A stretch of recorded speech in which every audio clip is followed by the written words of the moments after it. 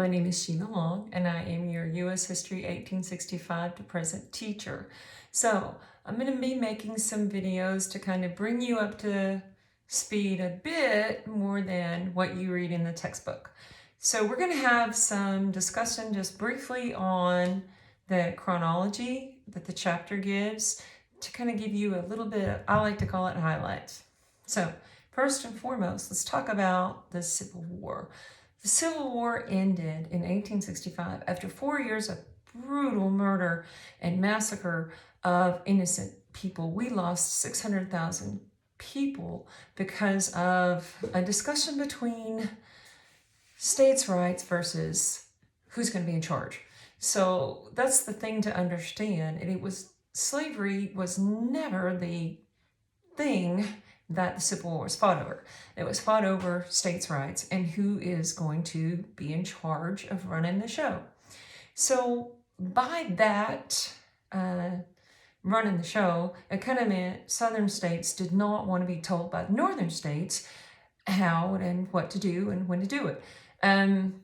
Slavery was simply the seasoning, if you will, that people on both sides of that equation tossed in to kind of get average everyday Americans on board with the war as it was an idea at that time.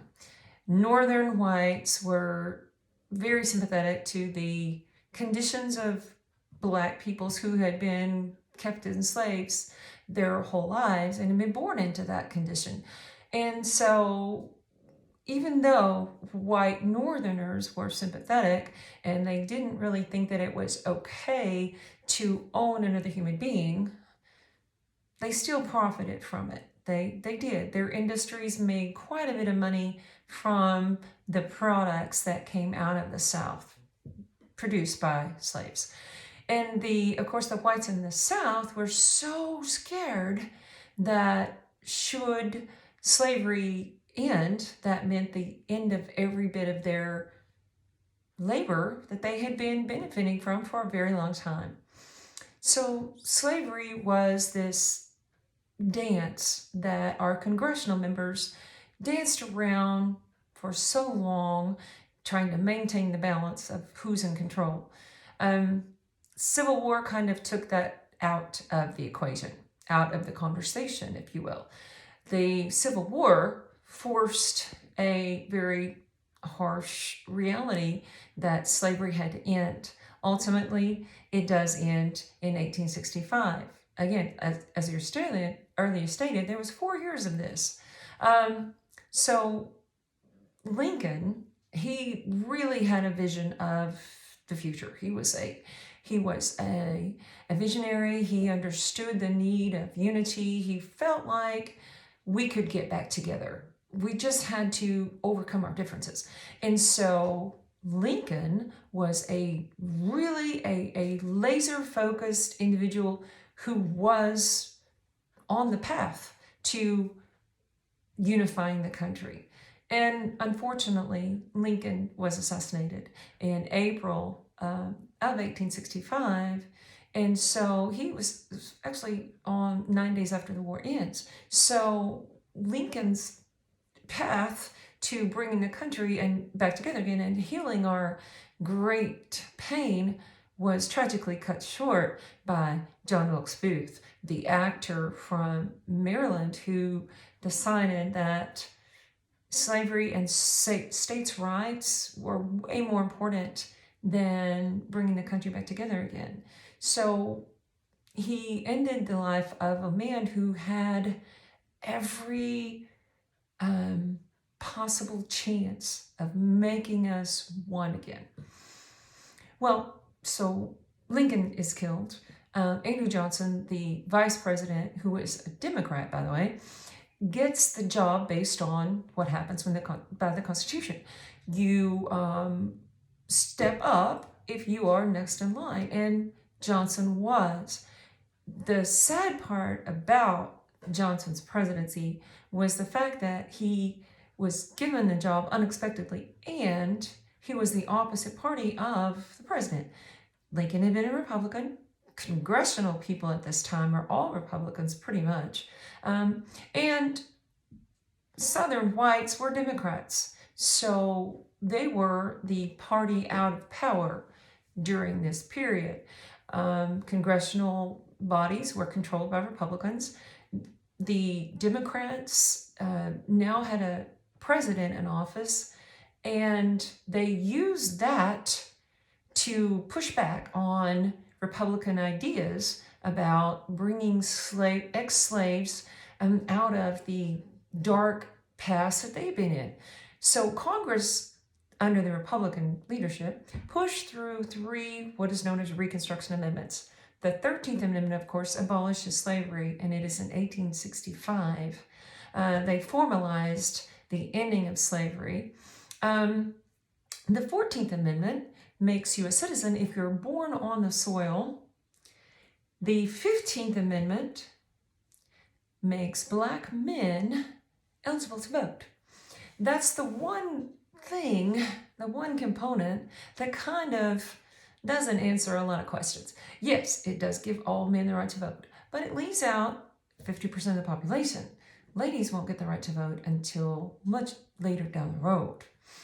So the congressional members, again, mostly Republicans, are able to push through some laws that bring some protections to the lives and some freedoms and privileges to the lives of the people who had been born into slavery and had no opportunities as they were enslaved their entire lives. They weren't allowed to learn to read or write.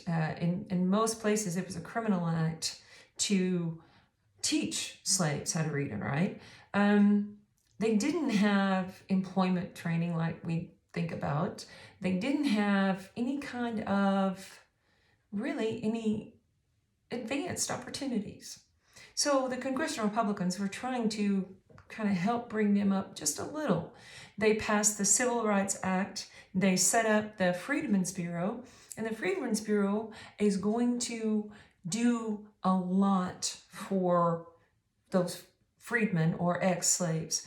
The Freedmen's Bureau was created in 1865, and it gave educational opportunities to the freedmen.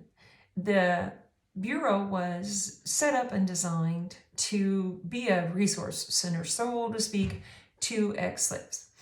Gave them educational opportunities. It gave them a chance to rent 40 acres to become farmers on their own. It gave them some socializing because, that had been restricted to life on the plantation because they weren't allowed to leave. So as they set up the Freedmen's Bureau and they put this thing in place, it was very successful, really successful. It comes up for reauthorization again in 4 years. And of course, in 2 years. And the president, Johnson, vetoes this. And so as a result of his presidential veto, Congress decided, no, sir, they're going to reauthorize it anyway. So they overrode his veto, which requires 2/3 a vote of their body, and they were able to push that through. Now, there were several clashes between Johnson and the Republican Congress. A lot of times they fought and they butted heads. Ultimately, Johnson will be the first president to be impeached by a Republican Congress as a Democratic president. So in 1868, of course, the 14th Amendment was approved, and that is when they start impeachment process against President Johnson. So President Johnson does something that is kind of what they've been waiting for him to break a law, because the Constitution is pretty clear. A president can be impeached for high crimes and or misdemeanors. So any small violation of the Criminal Act gets them ammunition. Well, President Johnson suddenly fires Secretary of War Edwin Stanton. Secretary of War Stanton had been the Secretary of War under President Lincoln.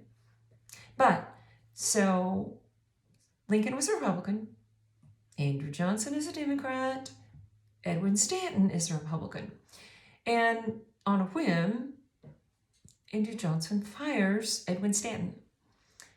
But which today might be, and we look at it and say, wow, okay, it's all right today to be replaced, but back in this day, they had to have legitimate cause. You couldn't just fire someone because you didn't like their political party, or you don't like the way they dress, or what they say, or how they act. You had to have a reason. And apparently there was no reason. So the House of Representatives, Thaddeus Stevens, files impeachment charges against Andrew Johnson, bringing this to this tumultuous 3-year career that Johnson has as president to a grinding halt. He will be impeached, but in a Senate impeachment trial, here's the thing to know about that. Evidence just doesn't matter. All you need is one senator to say, hey, you know what? The guy's not that bad. He's not guilty. And he is not convicted, and he gets to keep his job. But he won't win re-election because the Republicans pull a rabbit out of the hat.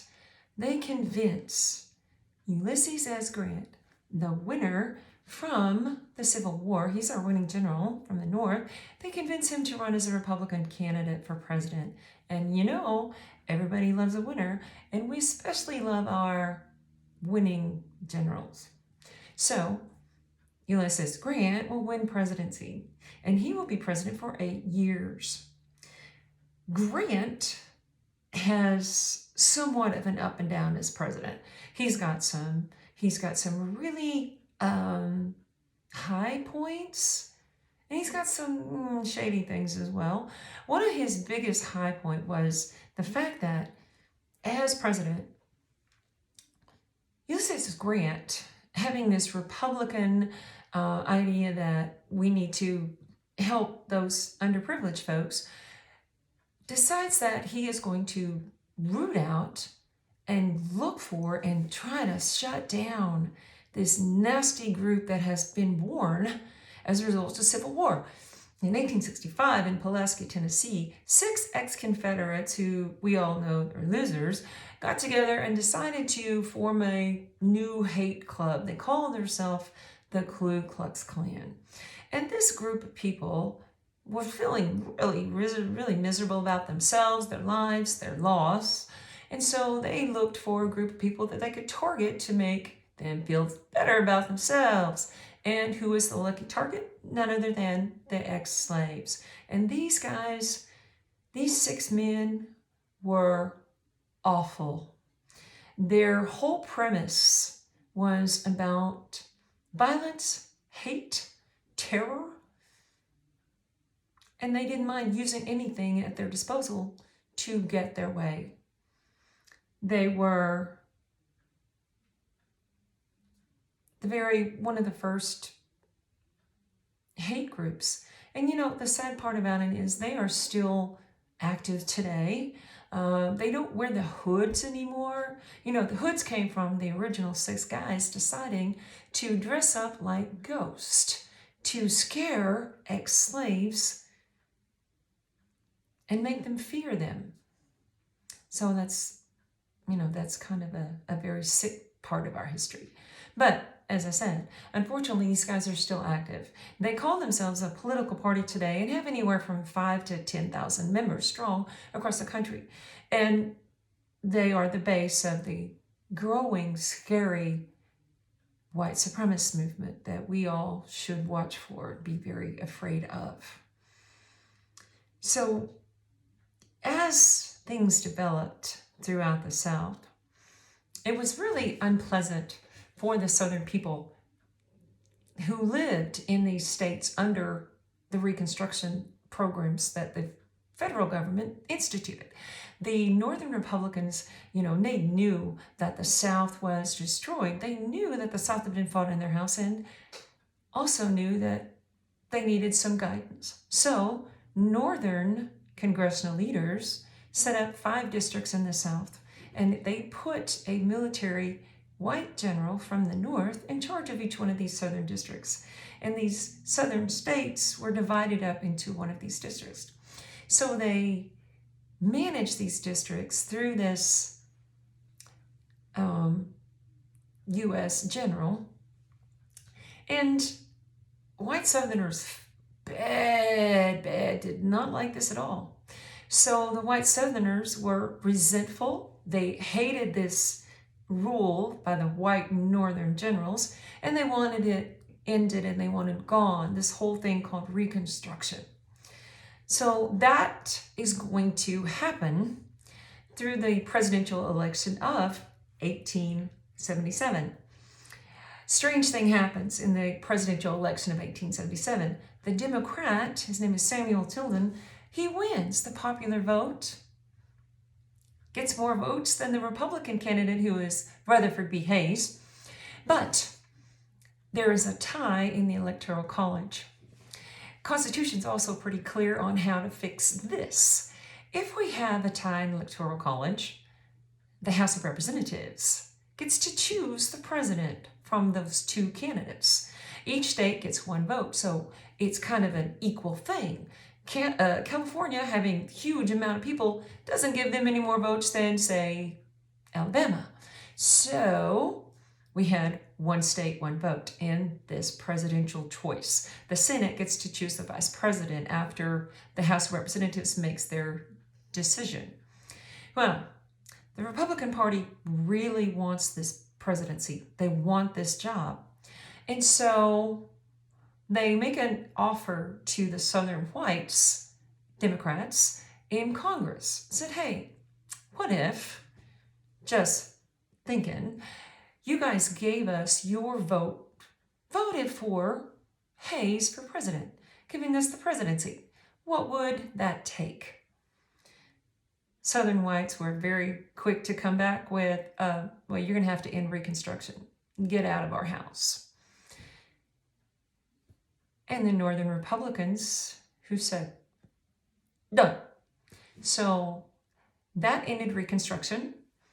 The South was now allowed to get back to business as usual, running things the way they saw fit, which meant keeping blacks out of politics, keeping them from voting, doing all they could to suppress black voters and to elevate white power in the South. And that completes this video. Check back for chapter 16. We will do the same highlights for every subsequent chapter from this point forward.